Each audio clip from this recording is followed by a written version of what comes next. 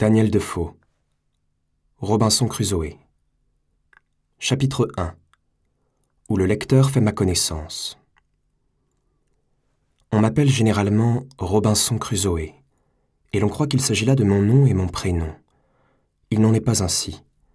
Robinson était le nom de famille de ma mère, et Kreuznauer, qui avec le temps est devenu Crusoé, était celui de mon père.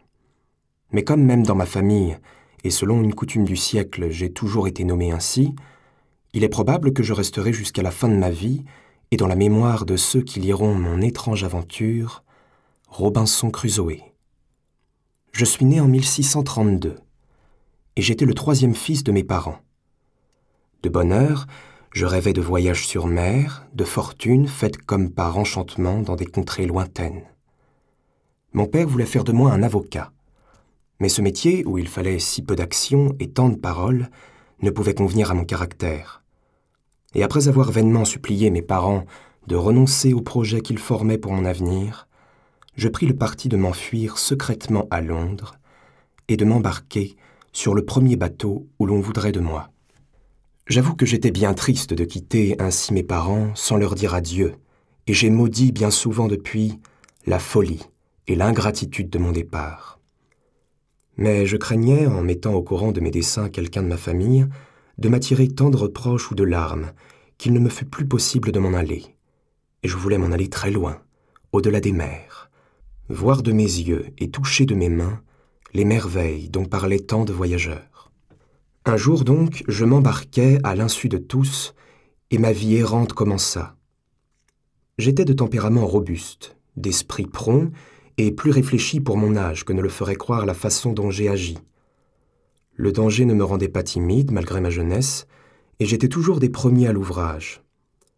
Ces diverses qualités qui devaient m'accompagner toute ma vie et rendre mes défauts tolérables aux autres me firent tout de suite apprécier comme matelot par mes chefs et par mes camarades. Les uns et les autres voulurent m'apprendre les finesses du métier, et j'étais si avide de m'instruire sur ce sujet qu'il ne fut pas besoin de longues ni fréquentes leçons.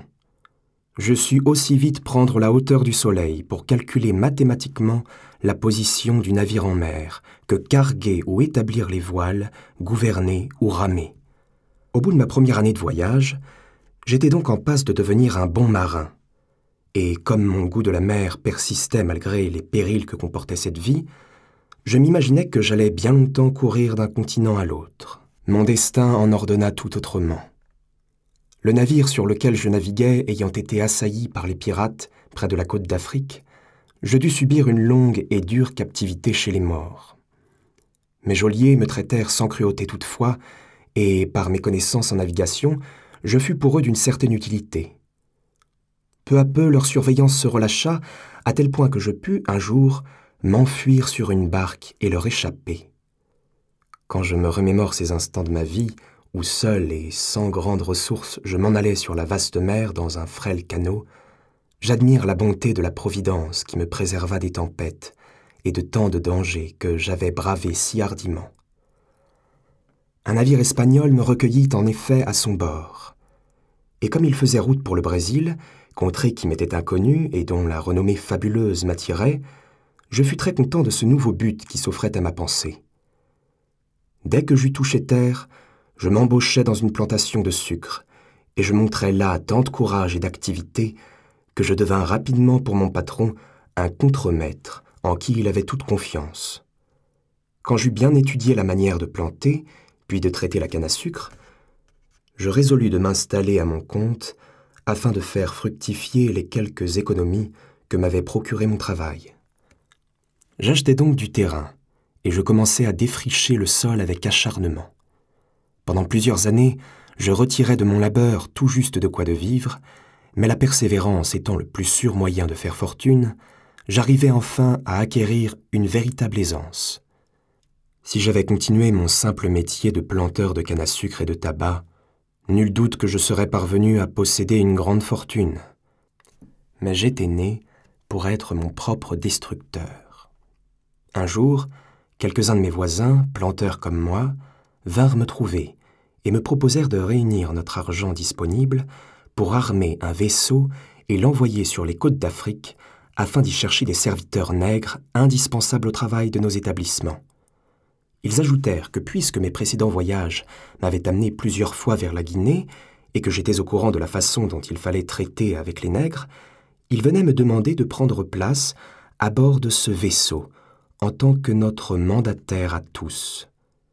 J'acceptais avec joie cette mission de confiance, surtout parce qu'elle me donnait l'occasion de revenir à mes goûts de jeunesse, à ceux qui étaient le plus ancrés en moi, l'amour de la navigation et tous ses hasards. J'arrangeais avec soin mes affaires, en prévision d'un naufrage possible, et je fis un testament qui léguait à ma famille la terre que j'avais su faire si bien valoir. Mes voisins s'étaient engagés par contrat à s'occuper de mes biens en même temps que des leurs. J'étais donc tranquille au sujet de ma plantation. Si j'avais montré pour ma propre vie moitié autant de sagesse, il est certain que je n'aurais jamais quitté une entreprise aussi florissante. Mais j'étais entraîné, et j'obéis aveuglément à ce que me dictait mon goût plutôt que ma raison. Je m'embarquai donc le 1er septembre suivant. Notre navire avait un équipage de 15 hommes, y compris le capitaine et le cuisinier du bord. Tous étaient de braves gens que nous avions choisis avec soin. Nos vivres, notre cargaison, nos armes étaient en quantité suffisante et de bonne qualité. Le temps s'annonçait magnifique avec un vent favorable. Jamais voyage ne débuta sous de plus heureux auspices. Pendant une vingtaine de jours, je me laissais aller à la joie de courir sur une mer calme, dont la longue houle berçait doucement le vaisseau. Mes compagnons chantaient, jouaient de l'accordéon ou de la guitare. Il semblait que le vent et l'eau s'accordaient pour faire de notre voyage la plus heureuse des traversées. Mais brusquement, tout changea. Un ouragan se déchaîna avec une fureur si grande que je n'en avais jamais vu encore de cette sorte. Nous n'eûmes que la ressource de fuir devant lui, nous laissant emporter au hasard, là où nous poussait la furie du vent. Pendant les 12 jours que dura cette course à la mort, nous nous attendions sans cesse à voir notre navire s'engloutir sous l'assaut des vagues monstrueuses. L'équipage entier témoigna de la plus grande bravoure au milieu du péril. Le capitaine se montra à la hauteur de sa tâche. Bref, tous ces pauvres gens méritaient mieux que le pitoyable destin qu'ils eurent. Emportés par la tourmente sous un ciel constamment nuageux, il ne nous avait été possible ni au capitaine ni à moi de nous rendre compte de l'endroit où nous nous trouvions, et lorsqu'un matin un de nos hommes s'écria « Terre !», nous ne pûmes donner de nom à la côte vers laquelle la tempête nous précipitait avec rage. Était-ce une île ou un continent que ce rivage dont une ligne de récifs semblait nous barrer l'approche? Aucun de nous n'aurait su le dire. Il me semblait que nous devions nous trouver non loin de l'archipel des Caraïbes, mais j'avoue que c'était là une simple supposition de ma part. Cependant, le capitaine avait fait diminuer la voilure afin d'offrir moins de prise au vent et ralentir ainsi notre course si c'était possible. Mais à peine cette ultime précaution venait-elle d'être prise que le navire donna rudement contre un banc de sable. Et la mer, le rencontrant comme obstacle, déferla sur lui d'une telle manière que nous crûmes tous le voir se disloquer immédiatement. « Aux chaloupes! Aux chaloupes !» cria l'équipage d'une seule voix. Je consultai du regard le capitaine, mais celui-ci haussa les épaules tristement, comme pour me dire « Il n'y a que cette seule façon d'échapper à la mort. » On entendait les membrures du vaisseau craquer sinistrement. Les vagues se précipitaient sur cette épave avec une telle fureur que la fuite paraissait vraiment notre unique recours. Mais combien ce recours était lui-même plein de périls! Nous reconnaissions que la mer était trop sauvage pour que nos canots pussent s'y tenir sans courir le risque de couler aussitôt. Et nous nous regardions avec une hésitation désespérée. Enfin, un craquement plus violent que les autres, dans lequel il nous sembla à tous que le navire s'ouvrait en deux, fit trêve à nos hésitations. Les chaloupes furent mises à la mer, et nous nous y laissâmes tomber précipitamment. Puis nous nous mîmes à ramer vers la terre, mais le cœur bien gros, sans l'espérance d'y arriver vivant. Et en effet, la moitié d'entre nous fut promptement happée par la mort. La chaloupe dans laquelle ces malheureux avaient pris place ne put se dégager de l'espèce de tourbillon que formait la mer autour de l'épave de notre navire. En une seconde, soulevée et renversée par une lame énorme, elle disparut avec tous ses occupants. Nous avions poussé un cri d'horreur, mais notre position n'était guère plus enviable que celle de nos pauvres compagnons, et nous étions certains de partager leur sort avant peu. Nous allions vers le rivage comme des hommes qui marchent au supplice, et à mesure que nous approchions de la rive, cette terre inconnue nous semblait plus redoutable encore que la mer en fureur. Après avoir ramé, ou plutôt dérivé pendant une lieue environ, une vague furieuse vint en roulant derrière nous apporter notre coup de grâce. En effet, elle s'aplatit sur la chaloupe avec tant de violence que d'un seul coup, elle la fit chavirer et nous jeta au loin, séparés les uns des autres. Nous fûmes engloutis en un instant. Je savais très bien nager, et c'est à cette circonstance que je dus, le premier moment de surprise et d'épouvante passé, de revenir sur l'eau. Instinctivement, en effet, j'avais retenu ma respiration comme le font les plongeurs. Ma poitrine conserva donc le libre jeu de son souffle, et quand par un vigoureux coup de pied je revins à la surface de la mer, il me sembla que je venais de vaincre la mort. Mais la lutte n'était pas terminée. Les vagues qui s'élevaient en montagne ou se creusaient en précipice continuaient à se servir de moi comme d'un jouet. 10 fois, je fus jeté sur la plage, et 10 fois, avant que j'eusse le temps de reprendre mon souffle et de me mettre à l'abri de la mer, celle-ci m'entraînait dans son ressac. On aurait dit qu'elle ne pouvait se décider à lâcher sa proie.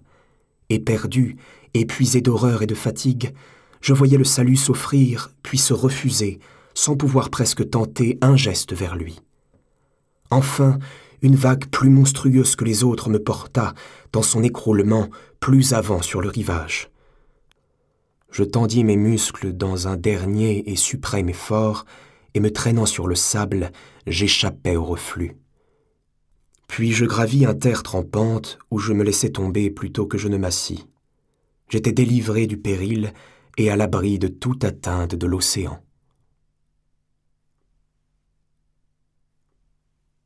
Chapitre 2. Première journée.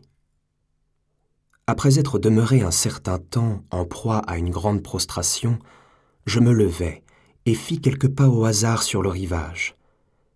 Qu'espérais-je y trouver? Quelqu'un de mes compagnons? Mais je ne pouvais conserver aucun doute sur leur fin à tous. Durant le temps où je m'étais battu avec la mer, pas une fois je n'avais aperçu une silhouette d'homme, ni une épave des canaux. J'étais seul survivant de ce naufrage, et la mer qui hurlait toujours avec autant de sauvagerie semblait me le crier inlassablement. Je dirigeais mes regards vers l'endroit où s'était échoué notre navire. Il était là encore, lui que nous avions délaissé.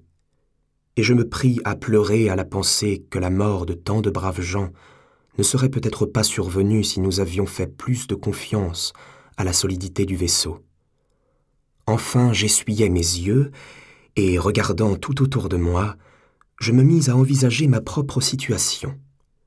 J'étais trempé, je n'avais pas de vêtements pour me changer, ni rien à manger ou à boire pour me réconforter.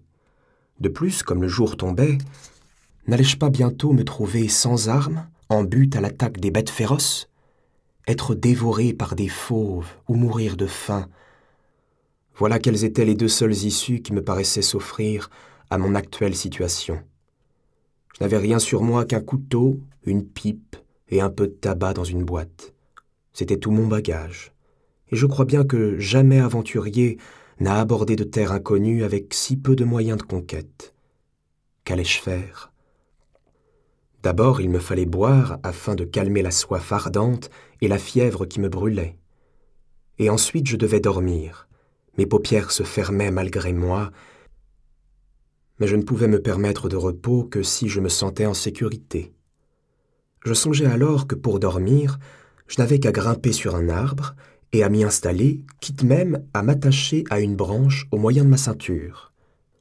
Oui, c'était là le repos le plus sûr pour un être dénué de toute possibilité de se défendre. Je continuais à avancer le long du rivage et je me trouvais bientôt en face de l'arbre souhaité. C'était une espèce de conifère épais et touffu, et il me parut d'autant plus propre à me servir d'auberge que son tronc était épineux.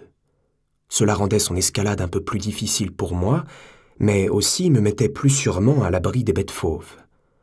Tandis que je contemplais mon futur asile, il me vint à la pensée que pour être ainsi robuste et fourni, cet arbre devait nécessairement recevoir de l'eau autrement que par les pluies saisonnières. Il doit y avoir, me dis-je, un ruisseau non loin d'ici.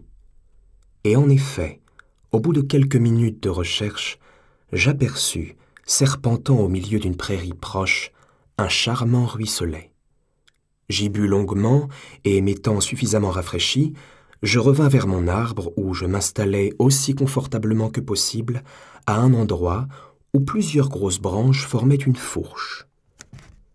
Je dormis d'une traite jusqu'au matin, et jamais je n'ai goûté sommeil plus paisible que dans ce nid si peu moelleux. J'oubliais tout, ma crainte de l'avenir et l'affreux naufrage, et je m'abandonnais à des songes fantastiques et heureux. Mon premier soin en m'éveillant fut de regarder la mer, tombe de mes pauvres compagnons, et de chercher à sa surface les débris de notre navire. Mais alors, je dus me retenir vigoureusement à une branche pour ne pas me laisser choir de surprise. Pendant la nuit, la tempête s'était tout à fait apaisée. Le ciel était radieux et la mer unie comme un beau lac. Et tout près du rivage, à 1 mille seulement de la côte, le vaisseau, intact en apparence, reposait sur la ligne de récif dont j'ai parlé. La mer l'avait peu à peu enlevé du banc de sable où il s'était engravé et l'avait engagé sur des écueils. Je me précipitai au bas de l'arbre. La marée descendait, et je me rendis compte qu'en attendant 1 ou 2 heures encore, je pourrais m'avancer à pied sec, très près du navire. Mais j'étais trop pressé de voir si, en allant à bord, je ne pourrais pas sauver quelques objets nécessaires à mon usage, et je résolus de me mettre à la nage tout de suite. J'enlevai mon habit encore tout humide du naufrage de la veille, et dont le poids pouvait gêner mes mouvements, et je me mis à l'eau. Mais à peine avais-je fait quelques brasses qu'un bruit m'arrêta et me fit revenir au rivage. Un hurlement lugubre avait retenti en même temps qu'une sorte de jappement rageur. Quelque fauve sans doute. Je mis ma main sur mon couteau et j'attendis. Le bruit recommença, mais il ne venait pas de la terre. Il semblait provenir plutôt de quelque monstre marin. J'écoutais attentif et incertain, quand tout à coup j'éclatai de rire. C'était Paf, le chien du vaisseau, l'ami et de l'équipage, et Foun, la chatte blanche, terreur des rats et commensal du cuisinier, qui, abandonnés en même temps que le navire, se plaignaient bruyamment de leur solitude. Pauvre bête, pensai-je tout en nageant vigoureusement, notre oubli de nos frères inférieurs au moment du péril vous a sauvé de la mort, et aussi peut-être votre instinct, qui vous fit vous soumettre à la destinée tandis que nous la bravions follement, nous autres hommes. Tout en songeant ainsi, j'avançai ferme, et bientôt j'atteignis la ceinture de récif et l'épave. Une corde pendait le long du navire, je la saisis, et en quelques secondes je fus sur le pont. Paf courut aussitôt à moi, et après lui avoir accordé quelques caresses, je me dirigeai tout de suite vers la soute aux provisions. Elle était intacte. Certes, la quille du navire était brisée, et il y avait une grande quantité d'eau dans la cale, mais heureusement les vivres et 2 de nos barils de poudre n'avaient pas été atteints par l'eau de mer. Je me jetai sur une boîte de biscuits, et appelant le chien et la chatte pour les faire profiter de ma bonne fortune, je me mis à dévorer. Cependant, tout en mangeant, je commençai à rassembler en un point du pont tout ce qu'il me paraissait utile d'emporter à terre avec moi. Je remplis un coffre de matelot que j'avais forcé et vidai des vêtements qu'il contenait de toutes sortes de provisions, des biscuits, du riz, 3 fromages de Hollande. Nous espérons que vous avez apprécié cet aperçu. Pour continuer à écouter ce livre audio sur Google Play Livres, utilisez le lien dans la description de la vidéo.